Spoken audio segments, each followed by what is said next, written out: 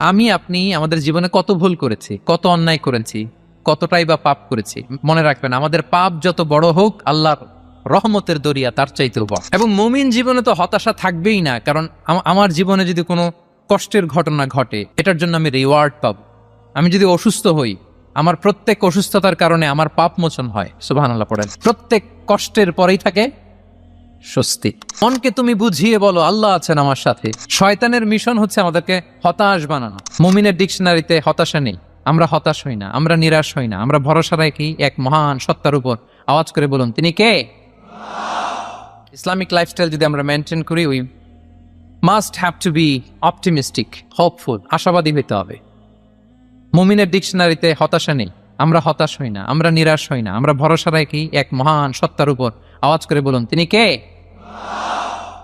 শয়তানের মিশন হচ্ছে আমাদেরকে হতাশ বানানো। আমি স্টেজে ওঠার আগে সম্মানিত স্যার বলতেছিলেন যে আপনি একটু আশাবাদী করবেন আমাদের নারী শিক্ষার্থীদের ব্যাপারে, আমাদের ছেলে শিক্ষার্থীদের কয়েকটা ইস্যু স্যার বললেন যে কিছু ফ্রাস্ট্রেশন তাদের মধ্যে কাজ করে। আজকে আপনাদের ডিকশনারি থেকে ফ্রাস্ট্রেশনকে একেবারে অমিট করে দিয়ে যাও। বলেন, বিশ্বাসীদের ডিকশনারিতে হতাশা বলে কোনো শব্দ আছে? ফ্রাস্ট্রেশন আছে?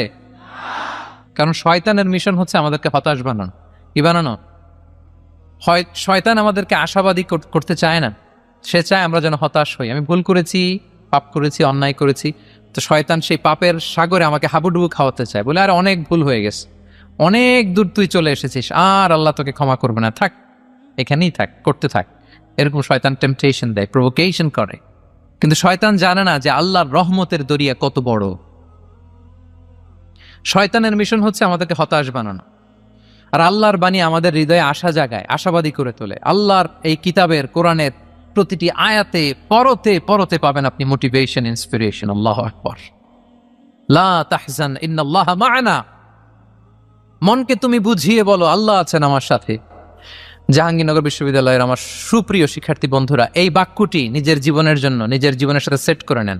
মনকে তুমি বুঝিয়ে বলো আল্লাহ আছেন আমার সাথে। বিপদে আপদে, আমাদের লাইফে আপস এন্ড ডাউনস থাকে, সব মুহূর্তে আমরা এই কথাটা খেয়াল করব যে কেউ যদি আমাকে হেল্প করার জন্য নাও থাকে, এক মহান সত্তা আছে। তিনি কে?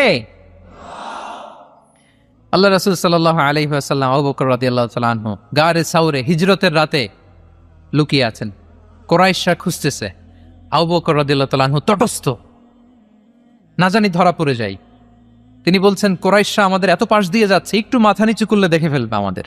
রাসূল সাল্লাল্লাহু আলাইহি ওয়াসাল্লাম বলছেন যে ভয় পেও না। আবু বকর, তুমি কি ভেবেছো আমরা এখানে গুহাতে দুইজন? না না, এই গুহায় আমরা দুজন নই, আমাদের সাথে একজন মহান সত্তা আছে। তিনি কে?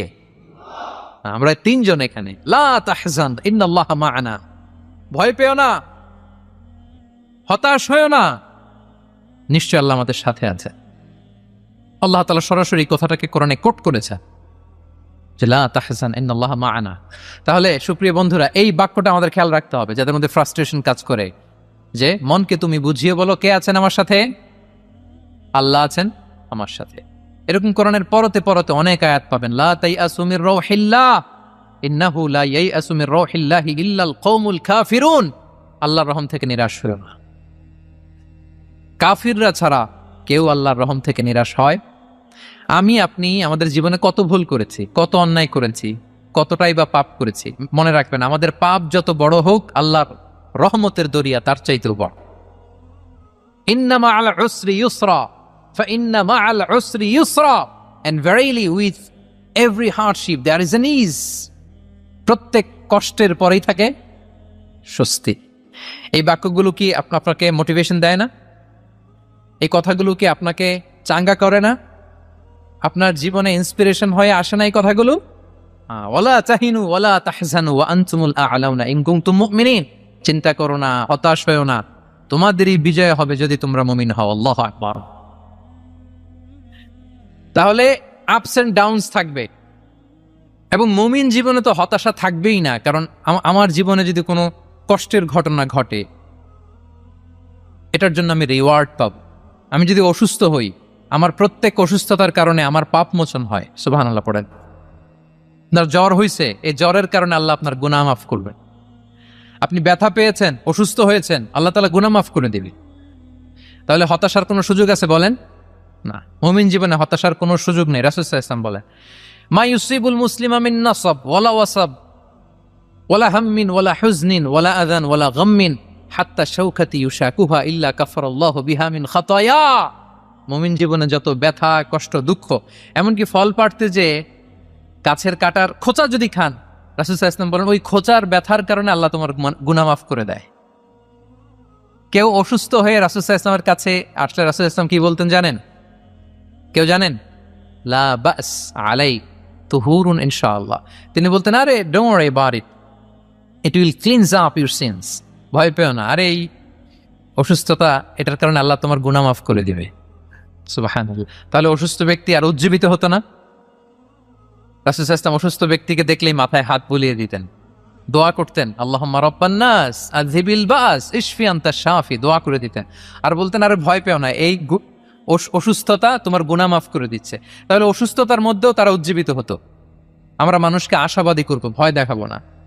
অসুস্থ মানুষকে ভিজিট করতে গেলে আপনারা কি করেন? ভয় দেখান নাকি?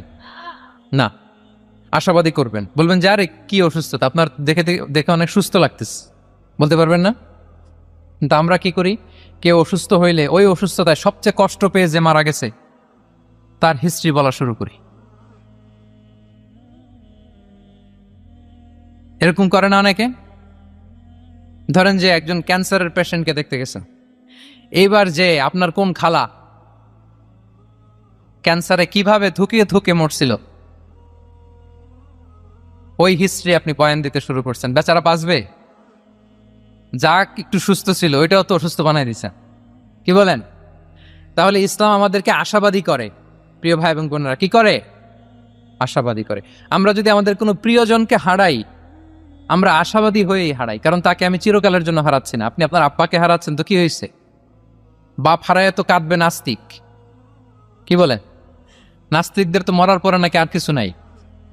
হ্যাঁ, দেখবেন আপনাদের সামনে সামনে অনেক কিছু বলে যে কিছু নাই, যা দেখি না বিশ্বাস করি না। একা একা যখন মৃত্যুর পরে কি হবে চিন্তা করে ওর দম বন্ধ হয়ে আসে। ইসলাম মানুষকে আশাবাদী করে। দেখেন আমরা কত দূর দেখি, কত দূর ভাবি। আমার দাদা মারা গেছে, এটা আমার কোনো টেনশনেরই কারণ না, কারণ আমি সবসময় ভাবি আমার দাদাকে আমি ওপারে যেয়ে পাবো। আমার আব্বাকে আমি হারিয়েছি তো ওপারে পাবো। আমার বন্ধুকে আমি হারিয়েছি, কাছের বন্ধুটা যে আমার জন্য খুব ইন্সপিরেশন ছিল, সাময়িক বিচ্ছেদ এটা আমাদের জন্য, কারণ আমরা ওই জগতে বিশ্বাস করি। আল্লাহু আকবার। তাহলে হতাশা আমাদের ডিকশনারিতে আজকে থেকে রাখা যাবে। ইসলামিক লাইফস্টাইল যদি মেনটেন করতে চান, you have to be optimistic. Clear কথাটা? আচ্ছা।